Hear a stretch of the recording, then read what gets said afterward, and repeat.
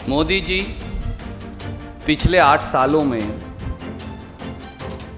अगर आप विधायकों, राज्यसभा, प्रदेश सरकारों में खरीद फरोख्त की जांच करवा लेते, आपको तो पैसे का भी पता होगा तो बहुत रिकवरी हो जाती।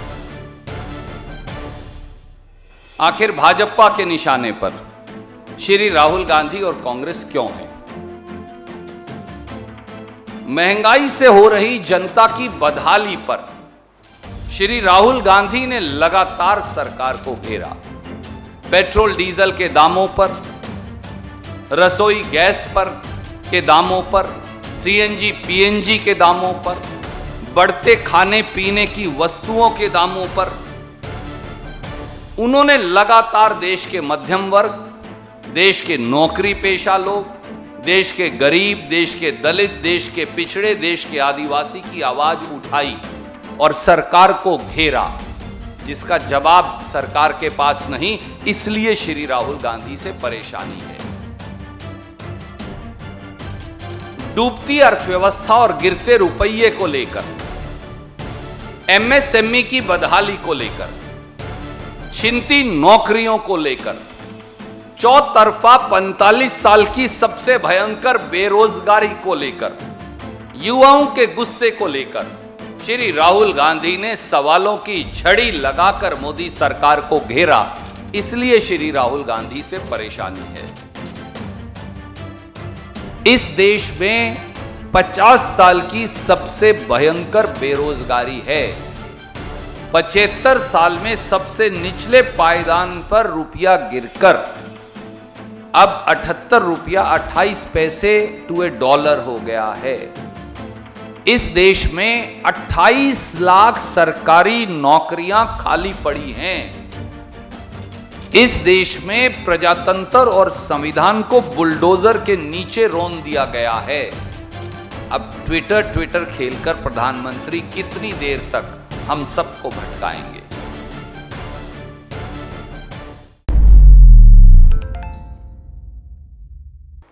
प्रजातंत्र का संघर्ष आपके समक्ष जारी है। हम केवल ये कहेंगे, मोदी जी पिछले 8 सालों में अगर आप विधायकों, राज्यसभा, प्रदेश सरकारों में खरीद फरोख्त की जांच करवा लेते, आपको तो पैसे का भी पता होगा तो बहुत रिकवरी हो जाती। खैर, मैं आपको विषय पर ले आता हूं। इलेक्शन मैनेजमेंट डिपार्टमेंट ईडी और मोदी सरकार का डर। पहला सवाल, मैं 4 सवाल आपके बीच में लेकर आया हूं। आखिर मोदी सरकार को, आखिर भाजपा के निशाने पर श्री राहुल गांधी और कांग्रेस क्यों है? दूसरा सवाल, क्या जनता के मुद्दे उठाने वाली मुखर आवाज को दबाने का षड्यंत्र है ईडी की कार्यवाही? ये सवाल हैं जो शायद टेलीविजन पूछ नहीं पा रहा। तीसरा सवाल, क्या श्री राहुल गांधी मोदी सरकार द्वारा चंद धन्ना सेठों के हित साधने में रोड़ा बने हैं? चौथा सवाल, भाजपा सरकार हजारों करोड़ रुपया विज्ञापन पर खर्च कर, 40-50 मंत्री लगाकर, सारे मीडिया पर दबाव डालकर, कल पूरा दिन आपको व्हाट्सएप यूनिवर्सिटी पर मैसेज भेज ये बताकर के ये चलाइए, ये चलाइए, ये चलाइए, केवल एक आवाज श्री राहुल गांधी पर ही इतनी हमलावर क्यों है? ये 4 सवाल हैं जिन्हें जानना देश को जरूरी है। आइए इन सवालों के जवाब जानें और समझें कि क्यों मोदी सरकार, कांग्रेस की एकजुटता और श्री राहुल गांधी की बुलंद आवाज से डर गई है। पहला, जब चीन ने हमारे देश की सरजमी पर कब्जा किया, हमारे जवान शहीद हुए, तो प्रधानमंत्री जी ने कहा, सर्वदलीय बैठक में कहा, न कोई घुसा है और न कोई आया है। तब विपक्ष की एकमात्र आवाज श्री राहुल गांधी ने सरकार की इस झूठ को घेरा और देश की माटी के लिए शहीद जवानों के लिए आवाज उठाई। आज 2 साल बीत जाने के बावजूद भी चीन को भारत मां की सरजमी से खदेड़ नहीं पाए, इसलिए श्री राहुल गांधी से परेशानी है। दूसरा, महंगाई से हो रही जनता की बदहाली पर श्री राहुल गांधी ने लगातार सरकार को घेरा। पेट्रोल डीजल के दामों पर, रसोई गैस पर के दामों पर, सीएनजी पीएनजी के दामों पर, बढ़ते खाने पीने की वस्तुओं के दामों पर उन्होंने लगातार देश के मध्यम वर्ग, देश के नौकरी पेशा लोग, देश के गरीब, देश के दलित, देश के पिछड़े, देश के आदिवासी की आवाज उठाई और सरकार को घेरा, जिसका जवाब सरकार के पास नहीं, इसलिए श्री राहुल गांधी से परेशानी है। तीसरा, डूबती अर्थव्यवस्था और गिरते रुपये को लेकर, एमएसएमई की बदहाली को लेकर, छिनती नौकरियों को लेकर, चौतरफा 45 साल की सबसे भयंकर बेरोजगारी को लेकर, युवाओं के गुस्से को लेकर श्री राहुल गांधी ने सवालों की झड़ी लगाकर मोदी सरकार को घेरा, इसलिए श्री राहुल गांधी से परेशानी है। चौथी बात, कोरोना में जब मोदी जी ने अपनी जिम्मेवारी से मुंह मोड़ लिया, उस समय श्री राहुल गांधी ने समय रहते न केवल सरकार को चेताया, बल्कि सरकार को देर से ही सही कार्यवाही के लिए, मदद के लिए मजबूर किया। जब सरकार कोरोना के टीके से हजारों करोड़ का मुनाफा प्राइवेट कंपनियों को कमवा रही थी, तो श्री राहुल गांधी ने सरकार को बाध्य किया कि टीकाकरण मुफ्त हो, जो करने पर वो मजबूर हुए। जब लाखों मजदूर हजारों किलोमीटर पैदल चलकर अपने घर जाने को मजबूर थे, तो सरकार को कटघरे में खड़ा करने वाली आवाज का नाम श्री राहुल गांधी है, इसलिए श्री राहुल गांधी से परेशानी है।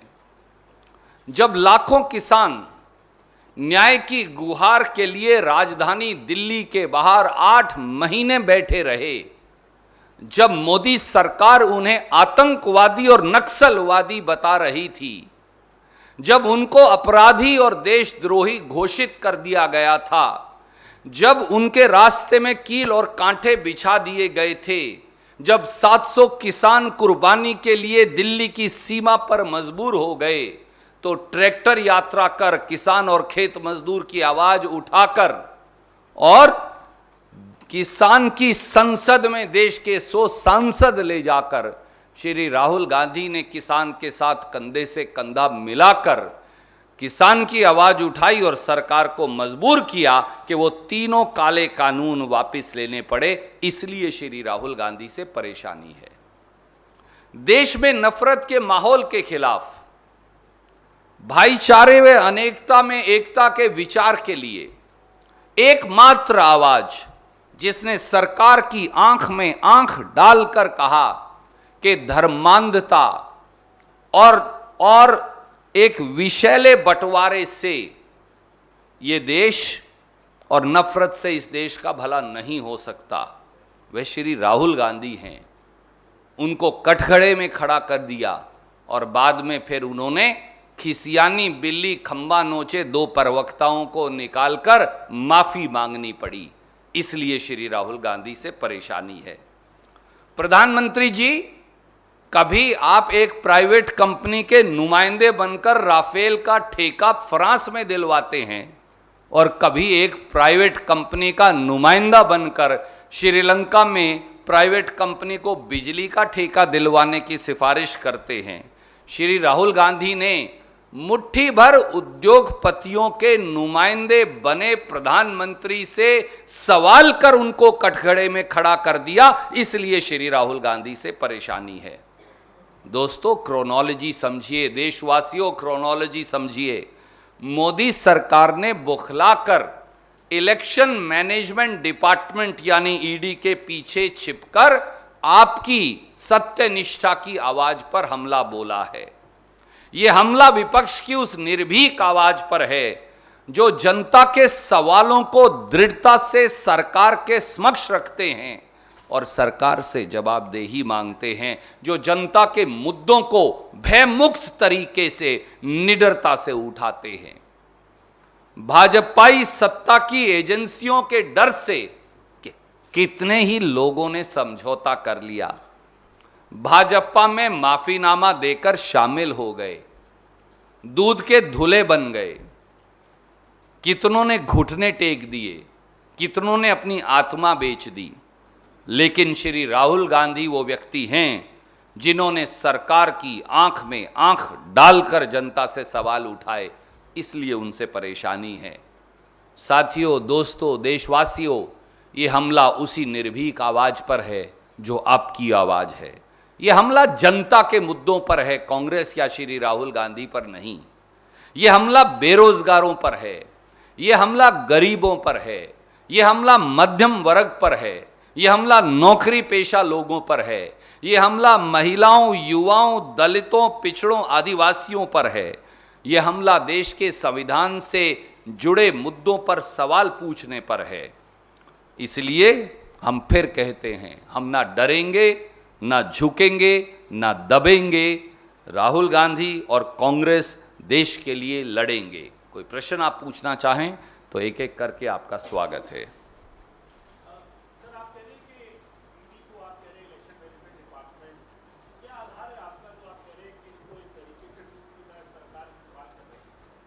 आदरणीय मित्र, ये बताइए, हेमंता बिस्वा शर्मा जी जब कांग्रेस में थे तो लुई बर्गर केस में, शारदा घोटाले में उन्हें ईडी और सीबीआई ने बुलाया या नहीं बुलाया? उसके बाद वो कांग्रेस से दौड़कर भाजपा में शामिल हो गए, आज भाजपा के मुख्यमंत्री हैं। तो कहां गया शारदा घोटाला और कहां गया लुई बर्गर केस और कहां गए ईडी के संबंध और कहां है सीबीआई? कर्नाटक के मुख्यमंत्री, पूर्व मुख्यमंत्री माननीय येदियुरप्पा साहब, उन पर ईडी का केस दर्ज है या नहीं दर्ज है? उनको ईडी के समन और बेटे को आए हैं या नहीं आए हैं? परंतु 8 साल बीत गए, कहां गया ईडी का केस?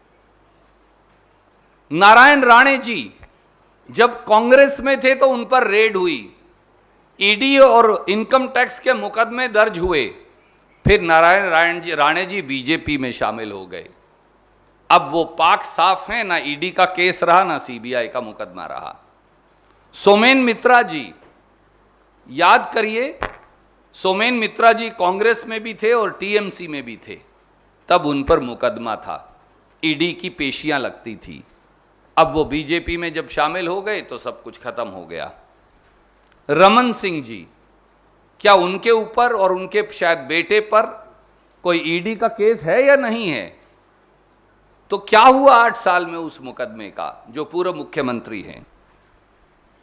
कर्नाटक में जो 40% कमीशन खाते पकड़े गए सारे मंत्रीगण, उन पर ईडी का केस क्यों नहीं हुआ?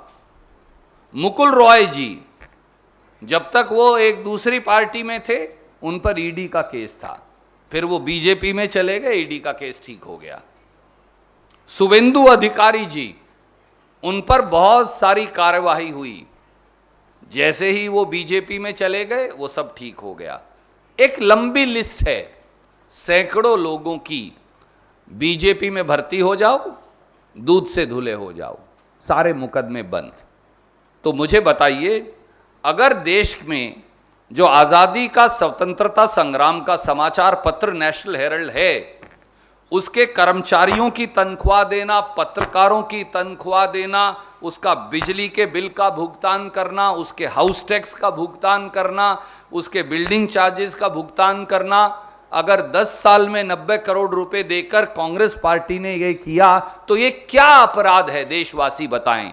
फिर तो हर पत्रकार दोषी है और हर अखबार और टेलीविजन का मालिक दोषी है, हर बिजली के बिल का भुगतान करने वाला दोषी है, हर हाउस टैक्स देने वाला दोषी है। 140 करोड़ देशवासियों को ईडी में बुला लीजिए।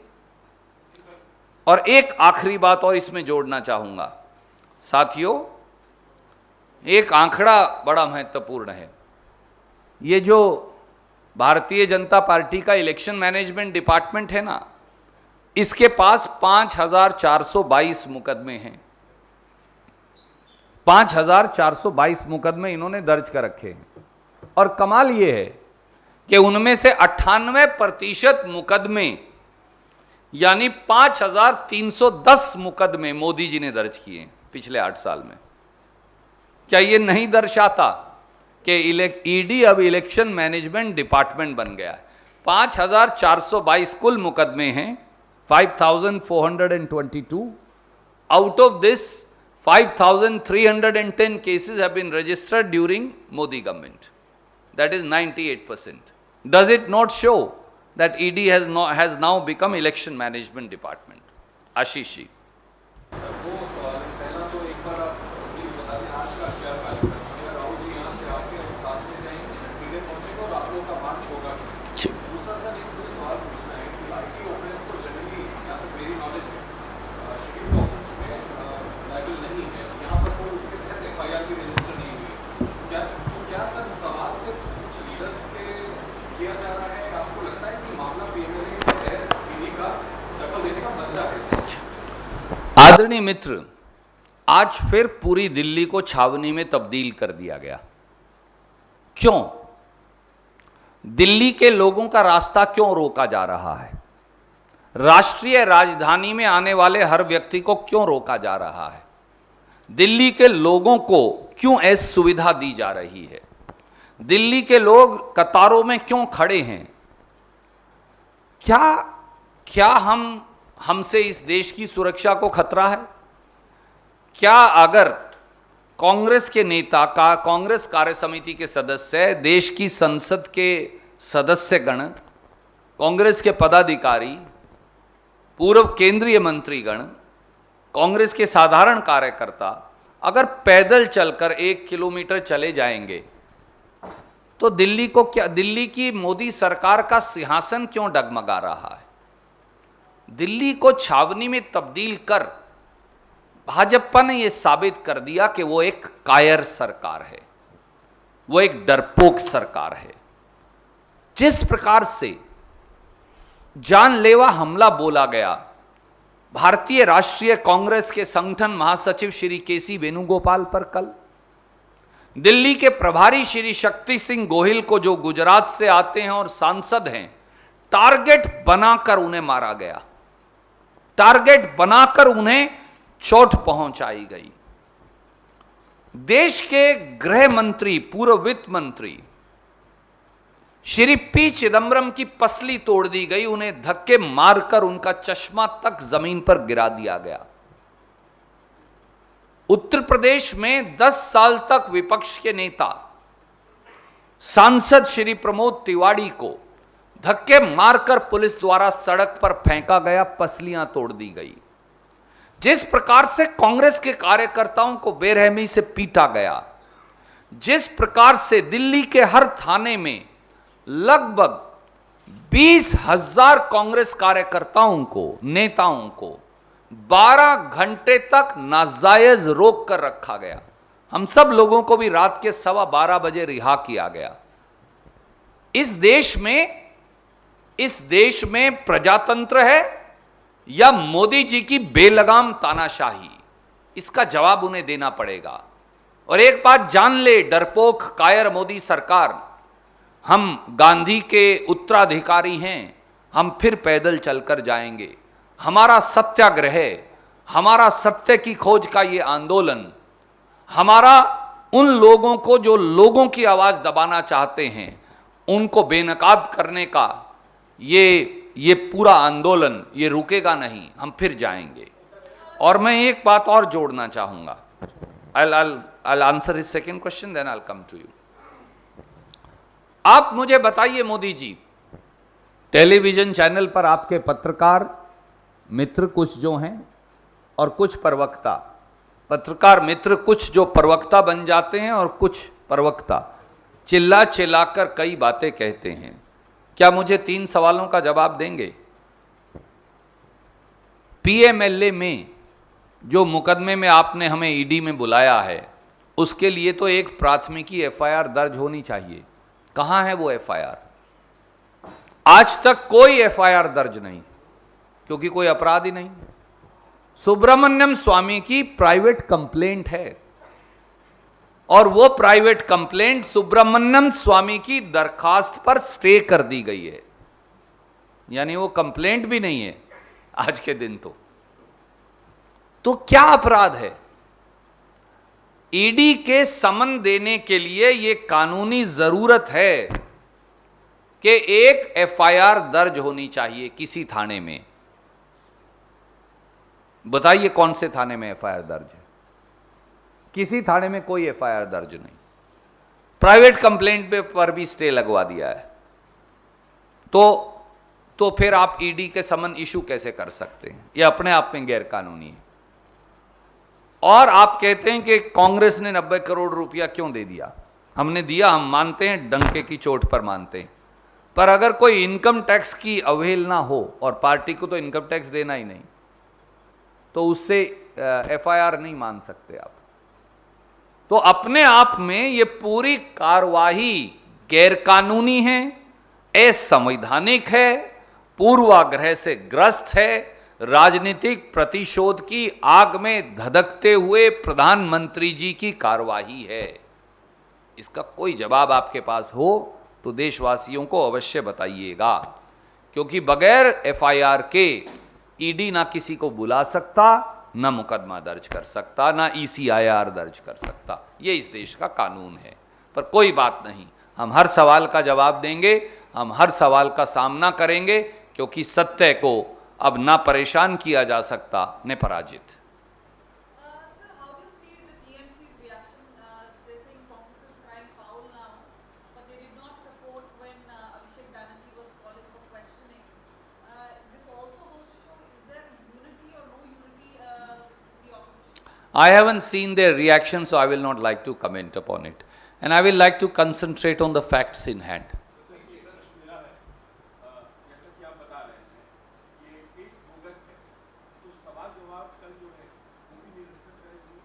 देखिए, क्योंकि एक कार्रवाई है जो ईडी के समक्ष है, उस पर मैं टिप्पणी नहीं करूंगा। पर एक सवाल आपने बड़ा सार्थक पूछा।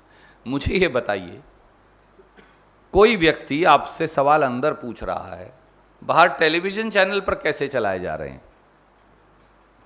आप सबके टेलीविजन के मालिकों के व्हाट्सएप चेक करवाइए, उनको बाकायदा लिखकर आ रहा था, आप ये चलाइए, आप ये सवाल पूछिए, आप ये सवाल पूछिए। अगर प्रक्रिया न्यायिक है तो उस न्यायिक प्रक्रिया में पूछे जाने वाले सवाल आप लोगों के पास कैसे आ रहे थे?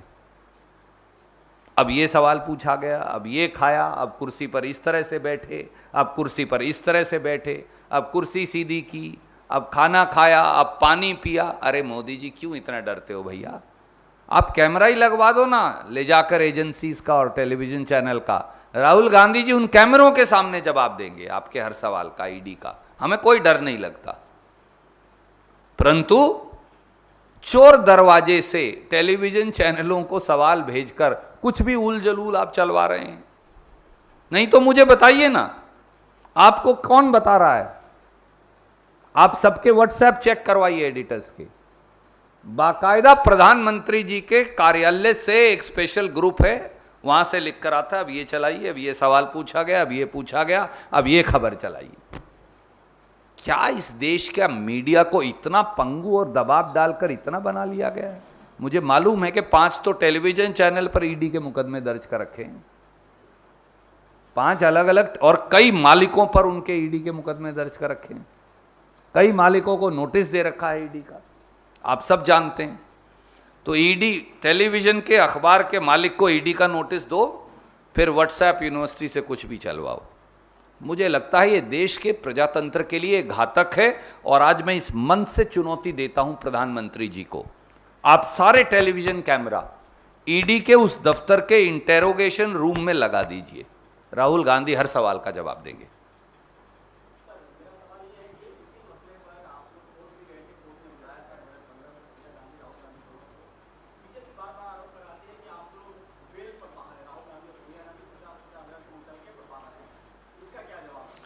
मेरे दोस्त, काश आप वो सुब्रमण्यम स्वामी जी ने जो शिकायत की थी, प्राइवेट कंप्लेंट थी, एफआईआर नहीं थी, और वो प्राइवेट कंप्लेंट उन्होंने खुद हाई कोर्ट में दावा कर स्टे करा रखी है। तो जो जी स्टे पड़ी है वो तो अब कंप्लेंट रही नहीं। तो अब बीजेपी की बचकाना हरकतों और बातों का मतलब क्या है? और मैं ma'am I come back to you, no problem. और दिसंबर 7, 2015 का ऑर्डर जरूर पढ़ लें हाई कोर्ट का। उन्होंने ये कहा है कि इस कंप्लेंट में कोई सच नहीं, ये सारे तथ्यों का निर्णय चार्जशीट की स्टेज पर होगा। आज तक चार्जेस नहीं फ्रेम हुए हैं। मैं पढ़ देता हूं। Without casting any reflection on merits of this case and while leaving the larger question raised in these petitions open to be considered at the charge stage, these petitions and the pending applications are dismissed. और मैं उससे पहले भी जो उन्होंने कहा, साफ तौर से ये उन्होंने कहा कि ये सारे जो तथ्य हैं इनको केवल और केवल 4 स्टेज पर देखा जाएगा। और जब अब कंप्लेंट ही स्टे पड़ी है तो उसके मायने क्या रहे, आप मुझे बताइए। अब तो ना कोई शिकायत है, ना कोई एफआईआर है, ना कोई प्राइवेट कंप्लेंट है आज के दिन, तो फिर ईडी कहां से आ गया? Can I take one question with everybody and I will come back to you.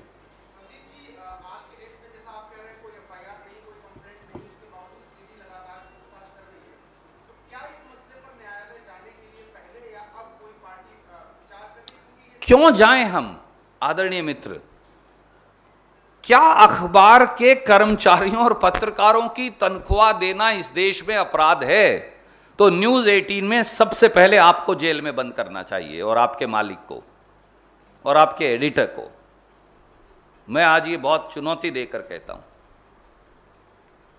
आप सबके चैनल्स के मालिकों को जेल में बंद कर देना चाहिए अगर मोदी जी की यार्डस्टिक की है तो, और आप सबको भी। तो मोदी जी का काम भी आसान हो जाएगा, फिर अपना ही एक टेलीविजन चैनल चला लेंगे। क्या इस देश में बिजली का बिल देना अपराध है? क्या इस देश में हाउस टैक्स देना अपराध है? क्या इस देश में सरकार की देय राशि देना अपराध है? मैं कल से ये कह रहा हूं, और मैं आपसे भी अनुरोध करूंगा, बड़ा हाथ जोड़ के विनम्रता से करूंगा। ये बार बार जो कह रहे हैं, ये 90 करोड़ का ब्रेकअप मैं आपको दे रहा हूं, प्लीज दिखाइए। 67 करोड़ रुपया पत्रकारों और कर्मचारियों की तनख्वाह का है, नेशनल हेराल्ड अखबार के। बताइए किसी और चीज में इस्तेमाल हुआ है तो बताइए, किसी कांग्रेस के आदमी ने 1 रुपया उसमें से लिया है तो। और जो बाकी कितना बचा 90 करोड़ में से 67 करोड़ घटाएं तो 23 करोड़, क्योंकि मैं हरियाणा से हूं, थोड़ा हिसाब कमजोर है। 23 करोड़ जो बचा, वो पैसा कहां इस्तेमाल हुआ? बिजली का बिल देने में, वर्षों से जो लीज मनी पेंडिंग थी सरकार को देनी थी, सरकार के खजाने में जमा करवाने में, सरकार के खजाने में हाउस टैक्स जमा करवाने में, और बिल्डिंग जो है उसे चालू करने में, जहां से अखबार छपता है। तो हर वो आदमी जो बिजली का बिल देता है, हाउस टैक्स देता है, लीज मनी देता है, पत्रकारों की तनख्वाह देता है, वो सब दोषी हैं। ये 90 करोड़ कहां गया फिर? इस 90 करोड़ में से क्या 9 पैसा भी कांग्रेस के किसी साथी ने लिया? नहीं। तो अपराध क्या है? इस सवाल का जवाब कोई नहीं देता। क्या अपराध है ma'am? I'll come to you. Just since I asked her, I'll just come to you.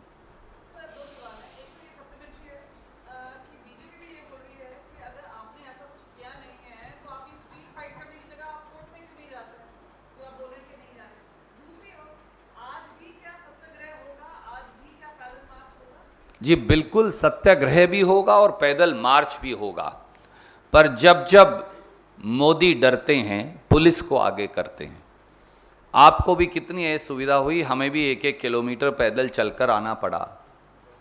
उन्होंने तो गुजरात भवन को भी पुलिस की छावनी में तब्दील कर दिया है, जो बापू का घर है।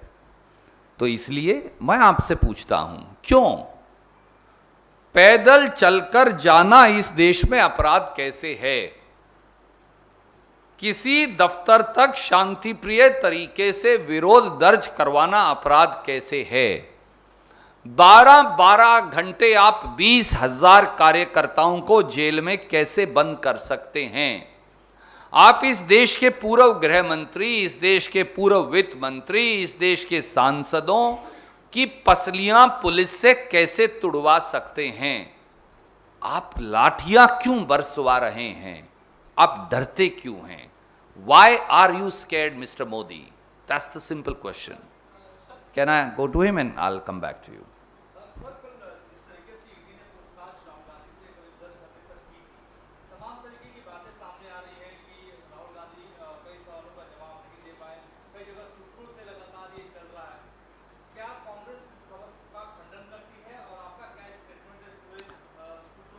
आदरणीय मित्र, मुझे लगता है मैंने अभी इसका जवाब दिया, पर मैं फिर दोहराता हूं। ये एक न्यायिक प्रक्रिया है और हम कभी न्यायिक प्रक्रिया पर टिप्पणी नहीं करते, पर मैं ये पूछूंगा, अगर ये न्यायिक प्रक्रिया है तो आपको व्हाट्सएप यूनिवर्सिटी पर व्हाट्सएप के माध्यम से मोदी सरकार इतनी भयभीत क्यों है? हम तो सवालों से भयभीत है नहीं। मैं आज न्यूज़ नेशन के माध्यम से कहता हूँ मोदी जी को कि आप ये सारे कैमरा जो हैं उस कमरे में लगवा दीजिए जहाँ राहुल गांधी जी से सवाल पूछे जा रहे हैं। हम उनके सामने देंगे ना जवाब, हमें कोई एतराज नहीं। पर आप चोर दरवाजे से किसी को कोई उल जलूल सवाल भेज देते हैं, किसी को कुछ भेज देते हैं, किसी को बोलते हैं अच्छा अब ये पूरा कमरा बनाओ, तो कई टेलीविजन कैमरों ने कमरा बनाया। ये कुर्सी जो है 90 डिग्री के एंगल पर रखी है, ये 75 डिग्री पर सवाल पूछा गया। पानी के 2 गिलास हैं, एक आधा भरा है, एक पूरा फुल है, और उसके बाद 3 सवाल पूछने के बाद उन्होंने 2 घूंट पानी की पी, उसमें से एक आधी घूंट जो है उन्होंने पीकर पानी का ग्लास नीचे रख दिया। इस तरह की बचकाना और बेवकूफाना हरकतें क्यों कर रहे हैं? सीधे सीधे टेलीविजन का कैमरा लगाओ ना। I challenge you mister Modi, permit every television camera to be in the interrogation room of Shri Rahul Gandhi. We'll answer questions in front of the camera, but this is a judicial process, so that's why not commenting upon it. Sir विपक्ष ने कल ये भी आरोप लगाया कि जिस तरीके से कांग्रेस के तमाम मुख्यमंत्री दिल्ली में रहे, सांसद दिल्ली में रहे, पदाधिकारी दिल्ली में रहे, तो ये सब चीजें करने की जरूरत क्या थी? अकेले राहुल गांधी ईडी दफ्तर जाते और सवालों का जवाब देते, ऐसा आरोप लगाया। बीजेपी के 50-50 मंत्री क्यों हमलावर हैं? उनके पेट में क्यों दर्द हुआ है? वो अपना काम क्यों नहीं करते? वो इतना समय, आप मुझे बताइए, आपने 20,000 लोग अरेस्ट किए, 20,000। पूरे देश के अंदर आपने लगभग 5 लाख लोगों ने गिरफ्तारियां दी, कांग्रेस के कार्यकर्ताओं ने। आपने उन सबको जेल में 12 घंटे तक रखा। आपने 20,000 के करीब पुलिस वाले आज भी लगा रखे हैं। 100 से ज्यादा आपने बैरियर लगा रखे हैं। क्यों सरकार का पैसा खराब कर रहे हैं? अपना काम करो भैया। हम तो सिर्फ पैदल चलकर एक कार्यालय के बाहर शांति प्रिय गांधीवादी तरीके से धरने पर बैठना चाहते हैं। 50 मंत्री अपने महकमे छोड़कर, अपना काम छोड़कर राहुल गांधी जी और कांग्रेस को गालियां देने पर लगे हैं। क्यों? आप देश का समय बर्बाद क्यों कर रहे हैं? You are the one who is accountable and responsible for this nonsense and farce because you are a coward. That's why. जी वो बिल्कुल हर सवाल का जवाब देंगे। Ashish ji, last question.